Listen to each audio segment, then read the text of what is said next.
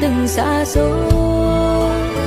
Mà sao anh nỡ vô tình đôi ba lời biện minh, những gì anh hứa bây giờ lại là vết cưa đời đâu ai ngờ, đau đến sát khờ.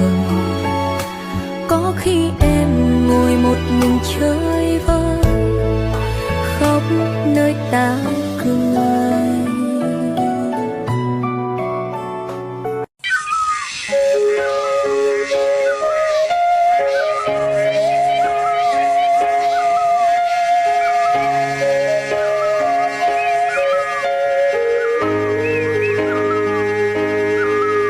xin trâu xa nung ni lờ đua to